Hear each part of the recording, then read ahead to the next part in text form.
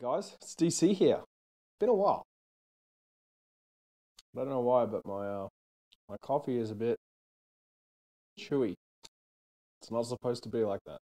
Tastes good, but what is going on, everyone? It's been a hot minute since I've made a sit down, talk to you video. And I wanted to make this video to sort of explain where I've been, what I've been up to, you know, all the stuff that's been happening. For those of you who sort of follow along with my videos and the things that I've been sort of getting up to, I thought I'd make this one as an update for everyone else. Basically all the non-channel members. If you do want to become a channel member though, please do click on the join button. Do whatever you want. If you don't want to see that sort of content, don't click on the join button. It's okay. This is not reverse psychology. You do whatever you like. It's a free world. Anyway, what I've sort of been up to over the last almost 3 weeks now has been actually kind of crazy, especially for me. I'm a very local kind of Brisbane guy, and I'm very much out of my comfort zone at the moment, but I am enjoying myself. So don't get me wrong, I'm having a fantastic time. Just gonna chew a bit more of my coffee one sec. Just to sidetrack quickly, I bought this like packet mix coffee because I haven't got a coffee machine here yet. And it's like, I like the lollies that this company makes. They're called like Pico or something. So I was like, oh yeah, I'll buy the packet mix instant coffee. It's shit. It's absolutely horrible. So it tastes like the lollies though. So the taste is good, but it's chewy, which is like, it's not meant to be like that. But anyway, this is not a coffee review video. Let's get back to it. So my first stop after leaving Brisbane was to go to Sydney. Sydney was lots of fun, despite it being Sydney. And for all of those people who are, you know, from Brisbane, you understand where I'm coming from when you got to give Sydney a bit of shade where possible. But it was nice. The weather was good. The accommodation that we stayed in was fine. And yeah, it was a nice little departure from Australia. We then got on a flight from Sydney to Seoul. Stayed over one night in Seoul Airport, or Incheon Airport, which was an experience in itself. And I think we all, me and Ange both got sick, I think, from sleeping in the airport or trying to sleep in the airport, which was a terrible idea. We actually thought we could stay in the hotel in the airport, but it was closed for renovation. It had just closed like 2 days prior when we got there. So we're like, well, this kind of sucks. I guess we're going to sleep on the couch. But just like my sister said, you've never lived until you've slept in an airport. So I guess now I've lived. Despite that though, we did have fun in the airport. We ate at pretty much all of the restaurants in there just to, you know, give it a try, have a try of all the food at the airport. There wasn't much else to do. Everything was in renovation in that airport.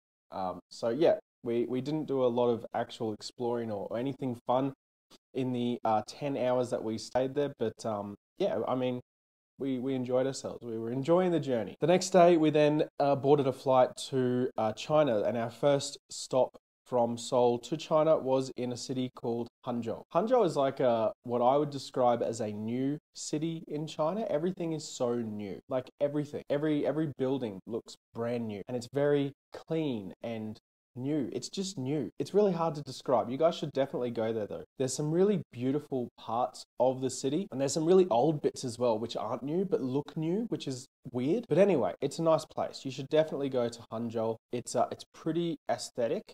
And here's a little clip of Hangzhou.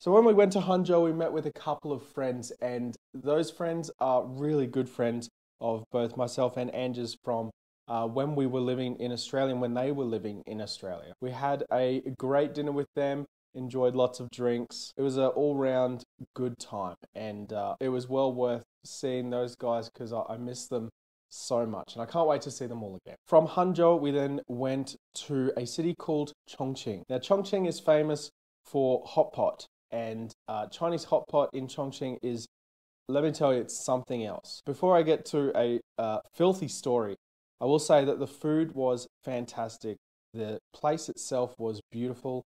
And it was nice. It was really nice there as well. I did a university presentation there talking about cybersecurity as a business, and it's a topic that I can talk for hours and hours about. And I'm currently at the moment making a video for YouTube on that, as well as a blog post, so that you guys can experience that, because I thought it was going to be recorded, but it wasn't. So I'm going to recreate it in a blog so you can read it, as well as a video so you can watch it if you want. Anyway, that presentation was really well received, and it was really fun and interesting to talk to the university students of Southwest University in Chongqing, because it's just a very different vibe to what I'm used to when talking at universities in Australia. The students were so attentive, like they really listened, and none of them were playing on their phones. None of them were like talking to themselves, etc. They were like really listening, and that was like actually really refreshing for a presentation. Because most time people are, they're sort of very sidetracked with something else going on in their life, usually on their phone. So it was nice. It was nice to like actually be listened to for once. But yeah, it was good. So I really enjoyed that.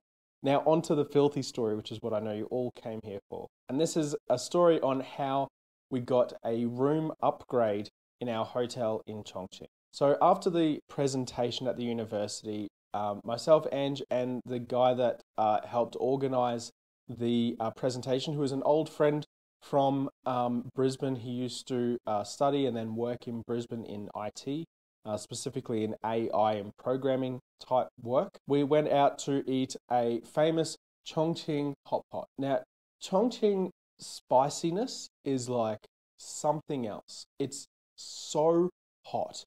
I can eat some seriously spicy food, but Chongqing hot pot almost defeated me. I enjoyed it. I loved it so much. The flavor was fantastic, but that pepper, chili, spicy flavor thing is extreme. Anyway, later that night, and this is where shit gets real, the movements of the hot pot really started making its way through. So I went to the bathroom as you would. I then took the biggest shit I have ever taken in my entire life. It was glorious. I can't describe it any other way. It was freaking fantastic.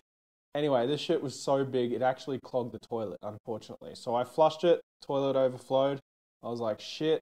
It then continued to overflow. So I like screamed, because I'm a baby. I was like, Ange, the toilet's overflowing, come and help me. So anyway, she calls reception. Reception sends up some like staff, maintenance people, and they're like, holy shit, your toilet's overflowing. And we're like, we don't know what happened. They're like, you didn't put toilet paper in the toilet, did you? And we're like, no, we know the whole thing. There's a thing, by the way. You don't put, in Asia, in general, I think, at least the places in Asia I've been, you don't put toilet paper in the toilet bowl to flush it. You put toilet paper in a little bin next to the bowl. And you just flush the shit. Anyway, I knew this already. I've been to China. I've been to various parts of Asia before. I knew this rule. So the toilet paper is in the rubbish bin next to the toilet.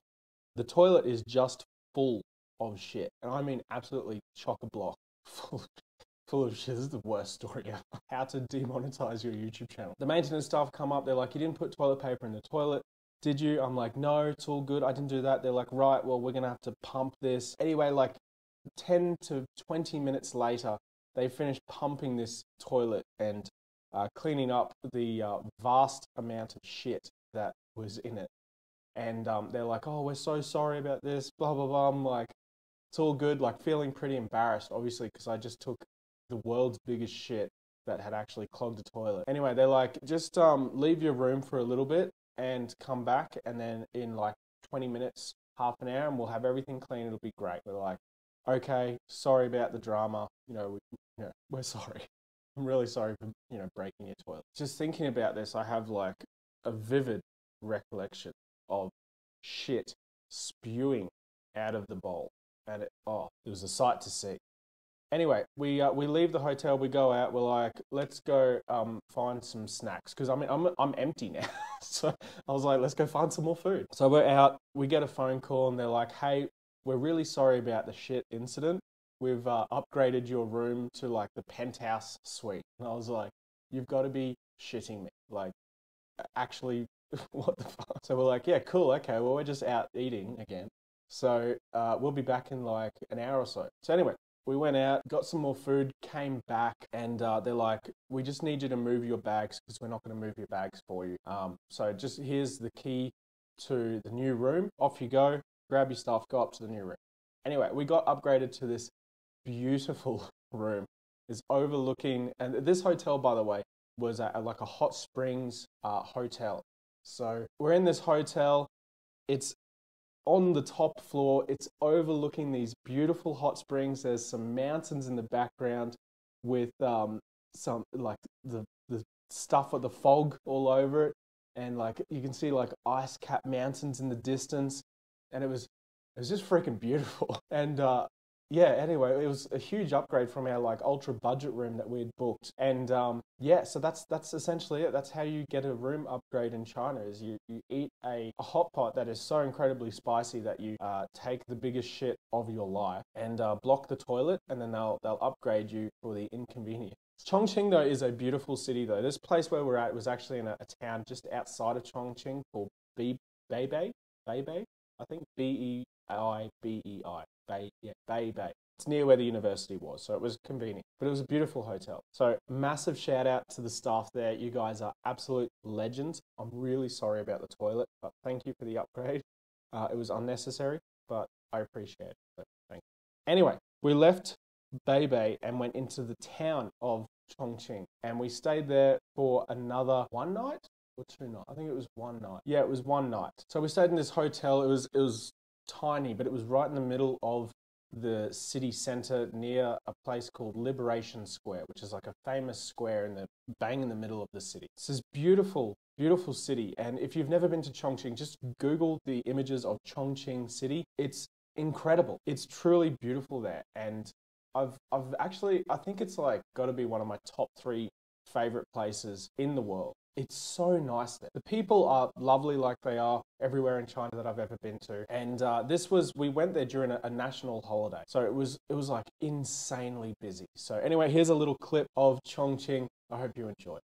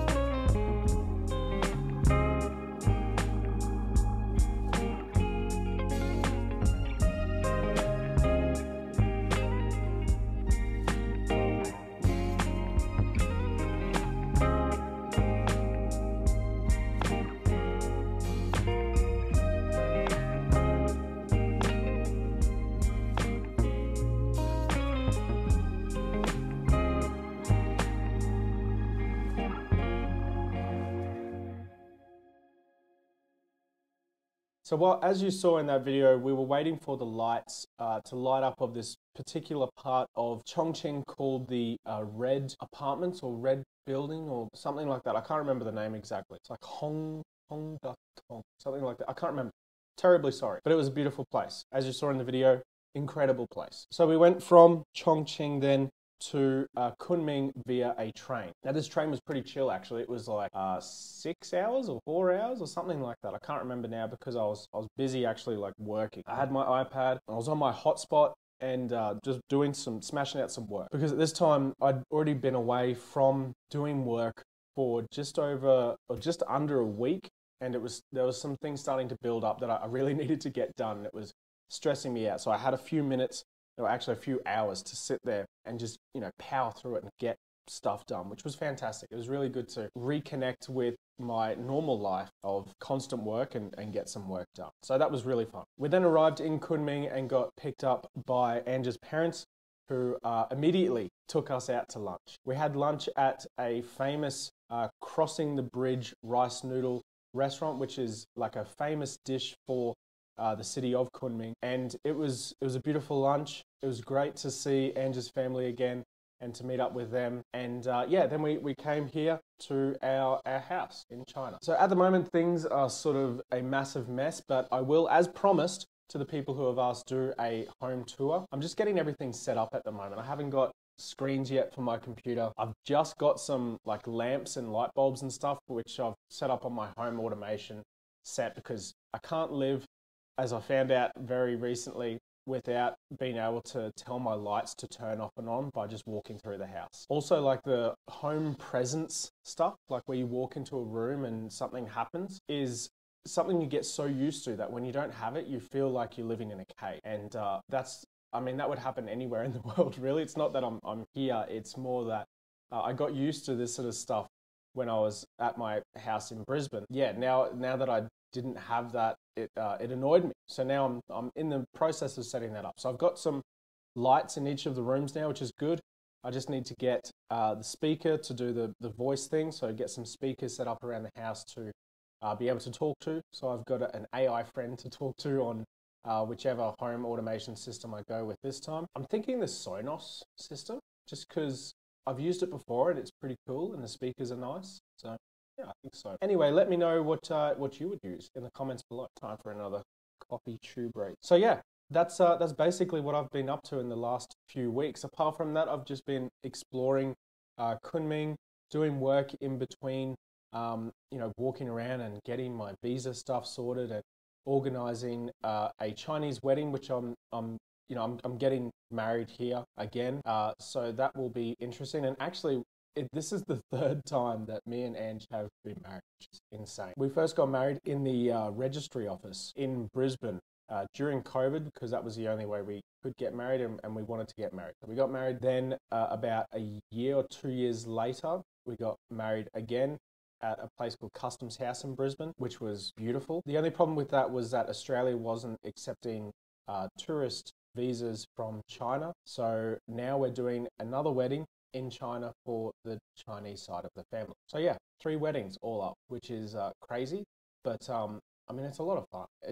Once you get the first one out of the way, it's pretty chill, like, because you're already technically married. So the hard part, or the bit that's like mentally difficult, is finished. It's all done. So all you got to do then is enjoy the parties of the rest of the weddings, and that's the best part of a wedding. Anyway, been organizing that, or helping to organize as much as I can. I've been doing a bit of work in between, lots of outreach to clients to try and bring in more work. There's lots of work going on at the moment, which is great, but if you don't look out for future work, then you miss out on the potential work that could have come in while you were actually doing work. So it's like a constant stream of getting work in, doing the work, and then getting more work in and doing the work. The things I wanted to talk about on this video as well is that there is a dccybersec podcast coming out. I haven't started it yet, but I have started making the content for that, which is great. I have a partnership video coming up soon, which is going to be really cool, actually. It's with a great company that I've tested their product and I'm absolutely in love with. I really enjoy it and think it's a great product. So I've been trying that out, and we'll be making a video on that, and also writing a blog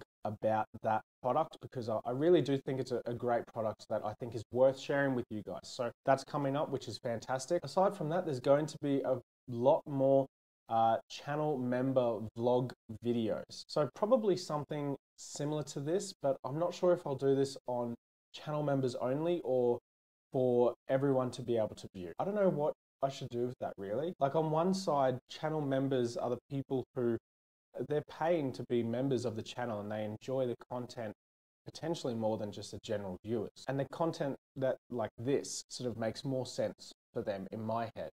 But at the same time, not everyone wants to buy a channel membership, but they want to view this content. So it's like, what do I do?